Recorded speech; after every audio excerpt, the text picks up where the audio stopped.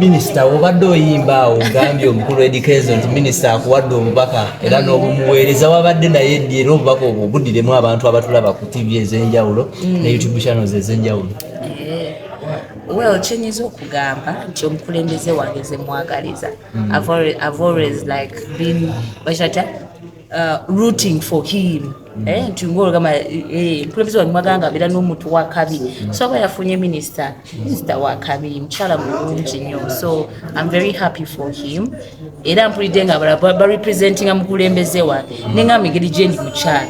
Nange kimanyi minister wange alina obugambo bw'ayagala okola ki okumuweereza. So nembumuwa, but it's through my song I told him na bulimbira bakyala because sometimes tuba tuwulira waliwo ekibulamu ng'oyagala bakijjuze.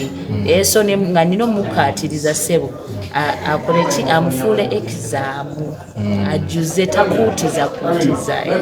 So yes, nga mukwano gwo gwe ng'omukyala mukwano gwo president wa federation omuwa ntanda ki ng'ayingira mu bufumbo buno already obuyingidde mu public?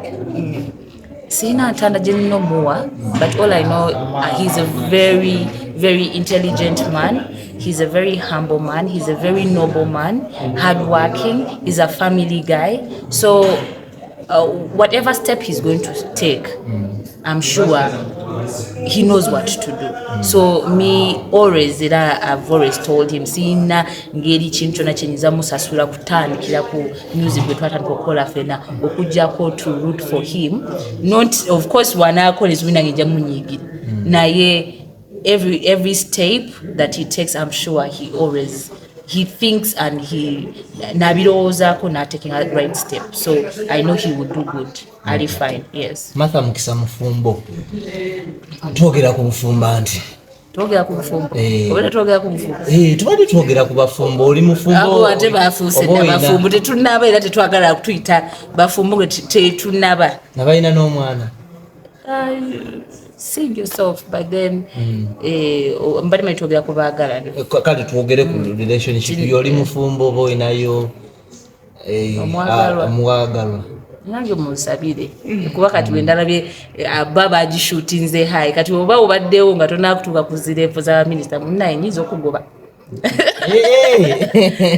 So Baba the shootings are very high. So but anyways, I think me nze ndibagamba nga the time is right.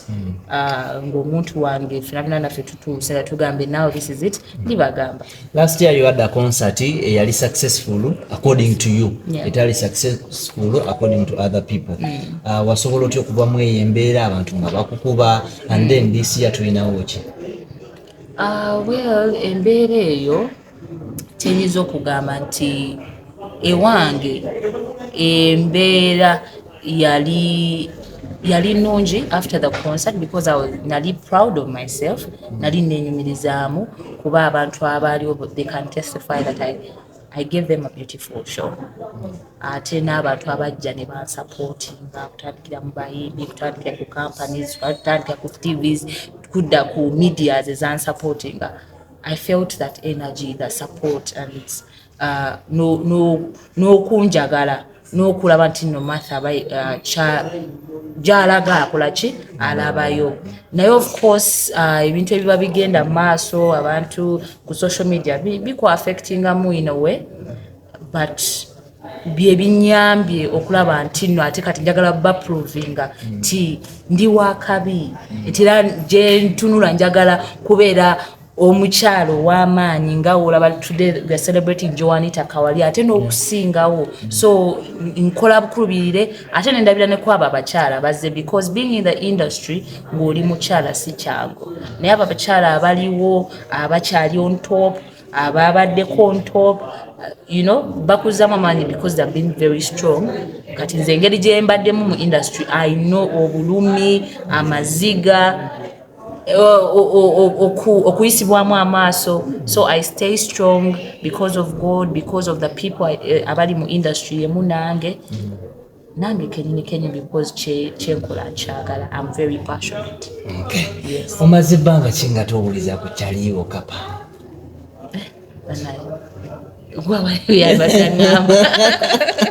gwe yali badda ngamba banange oba omuwulizaako oba ono yamuwulizaako tebulaba muwuliza ne tumusabire because ndishwa naye gyali akola bukubirire okulaba nti nno atuuka ku ddala lyendiko naye akola eki atuuke ku ddala lyendiko etanatuuka ku ddala lyuliko banaye ono mumuddemu ekibuuzo weebale nnyo tanatuuka ku ddala bakuzeemu alina okukola ennyo you have to work so hard I'm not actually trying to pull her down oba nti awulire bubi but she has to work so hard kuba kati nze leve eri kati sikyendiko naawe ate ebyembala birala nnyo okitegeera not that worth y'omuntu yonana eri counted but ku bintu oba byatuuseko oba anything but this is music. There are things you need to do as an artist, there are things you're okutuukako as an artist, so she needs to work hard, she needs to keep on doing good music. Yeah. Martha, olabika ng'omuntu ali so humble in public era bwe tukulaba naye tukusanga off camera obeera a very humble woman naye tulaba abantu ab'enjawulo nga bavaayo bakulipira olowooza okulipira muyimbi muno kisobola okuyisaawo kuba twalaba emabegaawo n'ebiswanka naye ng'akuyingidde bubi nnyo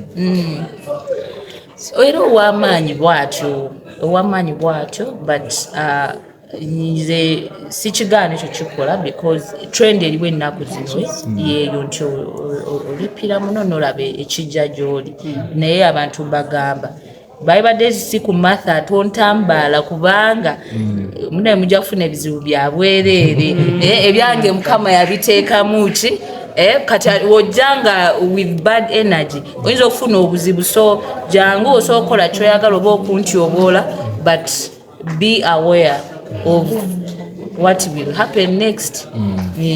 Okay, let's talk about your new song. Yimba akapya lwaki ate wasazeewo okudda mu mukwano n'otatwala mu bbaala kalyonso miro koye bukoota njagala nkota kiro tompa mu bwendo lito subuuza tika kalyondo twala ku dipo kayimba kamukwano kayimba bakaita exam actually nafulumya EP 3 songs. The first song is Exam, second song Chirimani, third song Forever. So kwenaje exam nenduwaletera mu lwagale mu lunyumirwe. The video is coming out very soon. Exam banange gwe yakozeeko ekibuuzo oba oyagala munnakijuza afune 100%.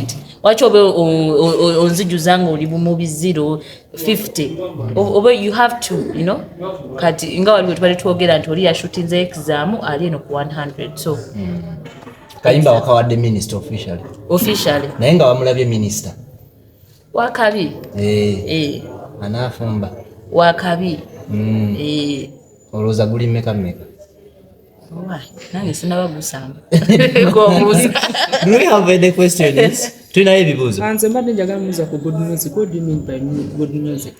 Omuntu alina kukola music ate obadde owa kapakati amagezi nti akole good music. Good music comes with a lot. Good music comes with with creativity. Good music comes with pushing it. Let people hear that music. Don't just let us hear that music. So good music comes with a lot. Good music comes with character. Good music comes with the performance. I'm not saying she's a bad performer or anything. She's very good. But tazikiza tagwa mumani azikiza nnyo mu misingo. She's very good. Naye talina kuzikiza. Let us stay in the game tulwane. Nfune sango Kanga mwawo sango naye oli bize zayo katono ku mukwano gwo kapakati twasembayo kumanyanga bamugobe mu njaze yewaabwe gwenga gwe mukwano gwo ina bubaka ki omuyambi otya onamusenza oba aje ku federation kaddem aje ku federation eriyo okusula wanje eriyo okusula no tujja tukwatagana aje ku federation tosobola muyambanga gwomuntu wanje nabo tosobola muyambanga gwomuntu kati twagala bya togetherness tetwagala bya kino twagala bya togetherness It's not all about that, but even the energy maybe you would get from here, ideas. You never know what happens. Mukisa atasaaga era ng'olunaku olwaleero tumusanze eno ku federation amazina nga gabadde mangi leero. Anti mutendeke era omutendo omutendeke abantu balina obasumulirako a little bit on your skills so that bamanya who you're all about. Ate ensonga lwaki tuli wano ku federation so that people naddala abatera okujja ne batwangulwa jamming. Why we are jamming? Why is it? It's called a jam session. We jam, get to know each other, like enjoy each other. So when you show people a little bit of yourself, they get to understand who is Martha, how talented is she, what is she all about. Now you're getting okumanya abalala, but when you stay enclosed, no one will know who you're all about. Anti byaza jam session tutandikidde mu vibe tetubuuziza abantu soko buza abantu abatugoberera tutandike emboozi. Bane balansizaako mwena batulabako mikutu egyenjawulo amanya nze Martha Mukisa Sisaaga. I'm happy to be here. Kansule muli bulungi.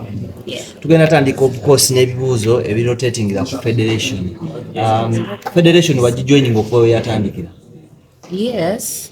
I should not say okuva we yatandikira, but the moment ndoza wenategeera nti omukulu wange oba someone gwe nali nkozeeko naye oba gwe mbadde wansi w'ebigere nti alina ekintu kyakola. I started to do research, I started to get to know, I started to come over. So kuva sitwaga nti okuba saategera nange gye yakitandikira kyayambulirako, but at least nzize on a journey nzija mpola mpola. Martha, changes z'olaba mu industry okuva federation eno we yajja? Okusingira ddala nsobola okugamba nti obumu, yes, because era wojja wano olabira ddala nti tuli wamu tosobola kumanya deeply ekiri mu bantu naye you can see by their spirit, their character, the way they engage in the whole thing. So kyenyinza okugamba nti obumu ne different opportunities eziri under the federation. Yes. Martha, osobola okunfaminga nti sente za federation zazze? Yes. Zazze wafunyeeko? Sente gyeziri mu sako era we mba ndi ready as Martha okugenda to get anything sente gyeziri. Gwenga gwe Martha, kiki kye wawuliddeko ekyetaagisa okuba nti okufuna ssente zino? Kuba abayimbi ab'enjawulo tubalaba ku social media batabukidde omukulu pulezidenti w'ekibiina bagamba ssente ayagala mu kuzeddiza. Well, Chairman, you have to be a registered member under the SACCO, not actually the federation, but a registered member under the SACCO. Yes. What do you think is the rightful way? Olowooza sente zino zirinakozesebwa zitya mu bulungi bwazo okuba nti ziyamba industry? Kyenyinza okugamba nti buli omu yandize nga ayagala sente ezo aba yina reason ye kyova abazicwetedde nga ziri under the SACCO nti kinoomu oba oyagadde maybe nti oyina you have projects eziri pending ziwandyagadde okubaako ng'ozikolako. It is there for you okubeera nti emirimu gyo tegiyimirira. So kyenyinza okugamba nti buli omu alina ensonga ze ezijja okumuleeta okulaba nti no yeewola ku zino ssente. Yes. Ensonga y'okulwanira rights ekomirwa kuba amaaso kati abayimbi mugajje ku rights ate mugazizza ku ssente za federation. Sijja kugamba nti no ekomye, but let us watch the space. Kuba I think even this you had to watch the space until we mwalabye result. So nawali eri I think the big team, because it's a big team, twin our leaders, let us watch the space and see what is going to come next. Olowooza sente zino tezigenda kwongera just kuyuza mu industry kuba abayimbi twabalabye batandikiddewo? babaganye leero tubadde tucelebratinga maama waffe Joanita Kawalya n'abaganya okuspreadinga anything ekiyinza okukwagala okutwawula. Yes, so if you find anything kyokyagala kutaataganya kutwawula, please do not spread it. Spread the good. Yes, because of the good is the only way we shall have to move forward. So let's focus more on the good. Obutono, of course, anything zibamu obuntu obutonotono obulemererwa, but let's spread more of the good. Okay, baka kiboina eri aba abayimbi abava mu federation ne bagamba ffe tugenze waliwo abagenda ne bakima amasannyalaze mu bifo ebimu ebyenjawulo baba bubaka ki?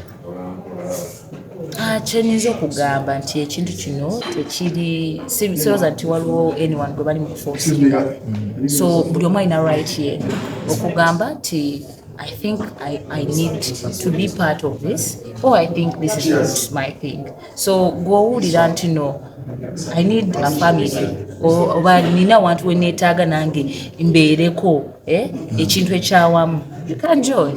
Woba owulira ng'ogamba ze gyendi ndi okay, kankume nawe sigala gy'oli. So don't put yourself on pressure thinking like no, abe no kabakole bebe abe nawe oba oli gy'oli nga you feel that's what you want, do your thing.